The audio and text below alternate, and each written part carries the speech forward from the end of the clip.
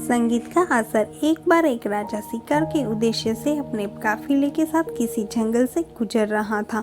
दूर दूर तक शिकार नजर नहीं आ रहा था। वे धीरे धीरे घनघोर जंगल में प्रवेश करते गए। अभी कुछ ही दूर गए थे कि उन्हें कुछ डाकुओं के छिपने की जगह दिखाई दी। जैसे ही वे उसके पास पहुंचे कि पास के पेड़ पर बैठा तोता बोल पड़ा, पकड़ो पकड़ो, एक राजा आ रहा है, इसके पास बहुत सारा सामान है, लूटो लूटो, जल्दी आओ जल्दी आओ। तोते की आवाज़ सुनकर सभी डाकू राजा की ओर दौड़ पड़े। डाकुओं को अपनी ओर आते देखकर राजा और उसके सैनिक दौड़कर भाग खड़े हुए।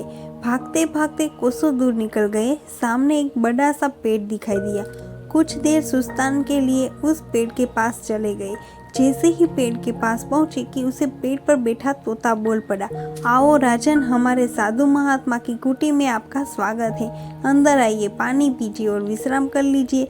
तोते की इस बात को सुनकर राजा हैरत में पड़ गया और सोचने लगा कि एक ही छाते के दो प्राणियों का व्यवहार इतना अलग अलग कैसे हो सकता है। राजा को कुछ समझ नहीं आ रहा था। वह तोते की बात मानकर अंदर साधु की कुटिया की ओर चला गया। साधु महात्मा को प्रणाम कर उनके समीप बैठ गया और अपनी सारी कहानी सुनाई और फिर धीरे से पूछा, ऋषिवर, इन दोनों तोतों के व्यवहार में आखिर इतना अंतर क्यों है? साधु महात्मा धैर्य से सारी बातें सुनी और बोले, ये कुछ नहीं राजन, बस संगति का असर है। डाकुओं के साथ रहकर तोता भी डाकुओं की तरह व्यवहार करने लगा है और उनकी ही भाषा बोलने लगा है।